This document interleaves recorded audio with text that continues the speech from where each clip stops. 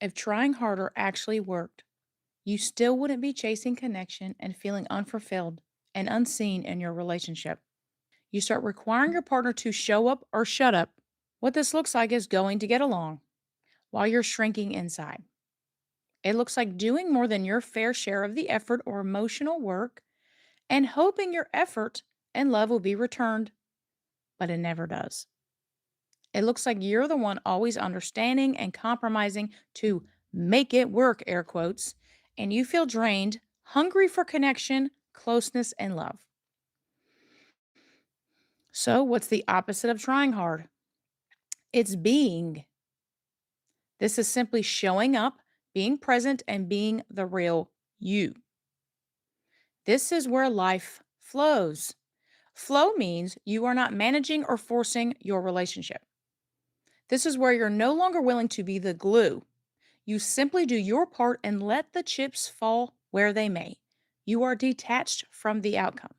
You still want the thing you want. You want the closest, the connection, the love you want. That doesn't change.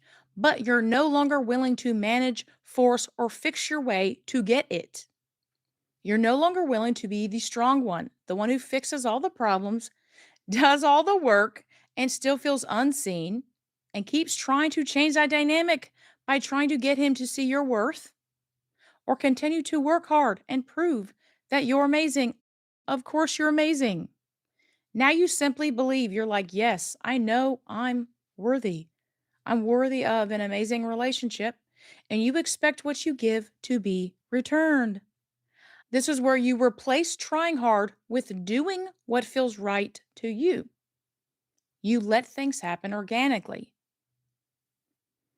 You focus how you're showing up in your relationship and you let him show up the way he shows up.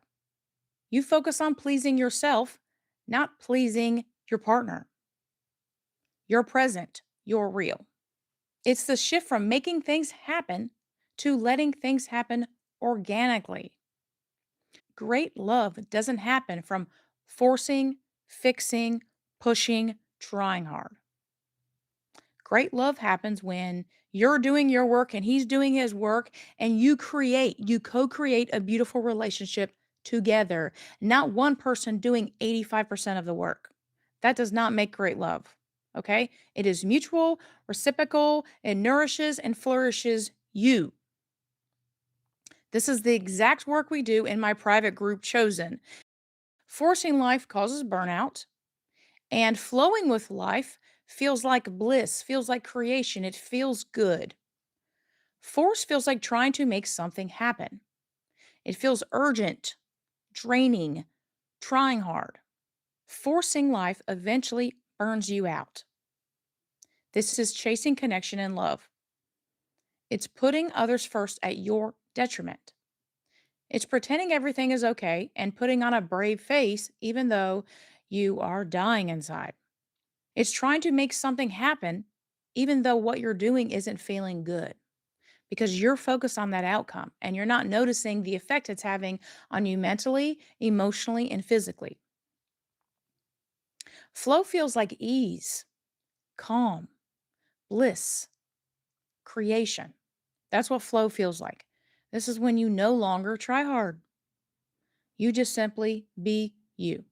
Okay? You do your fair share and you expect other people to do their fair share. You're not trying to get the outcome. Like I said, you still want the outcome you want. You want the deep connection, closeness, and love in the amazing relationship, but you're no longer to force it and to make it work by doing 80% of the work. Force exhausts you, flow brings you back to life. I learned a powerful lesson, and still I have to practice this every day. That's to give up doing what I'm supposed to do, air quotes, which is forcing, fixing, trying hard, trying to make something happen, to now doing what feels right to me, letting my feelings and inspiration guide me. Here's a story, and this is going to show you exactly what I mean by the difference between trying to force things into happening versus things just working out. So, with my daughter, she's a tween. So kids can be very emotional, have lots of drama. And when she is in her feelings, I no longer try to fix her feelings anymore. I no longer try to make her feel better or give her a solution because that's what I would do. You see someone you love in pain, and it's natural to want to help, to fix, to get them out of the pain. Okay. So before it was like there was a mud puddle, and the mud puddle was her experience, right? And I would say, "Hey, grab my hand. Here, let me get you out of the mud puddle. You don't have to hurt anymore. You don't have to be sad. You don't have to deal with this unpleasant experience." So, me giving her the solution and fixing the problem was holding my hand out and pulling her out of the mud puddle. When I did this, even though I did it from love, trying to be kind, trying to help, what it is really doing is trying to fix her feelings, trying to make her feel better. Okay. I'm trying to make something happen. What's happening inside me is I'm feeling uncomfortable with her feelings, and I just can't sit in that experience with her and be with her. So before I would say, "Hey, here's how to get out of the mud puddle. Here's a solution. Here's the fix." You no longer have to deal with that problem. Okay.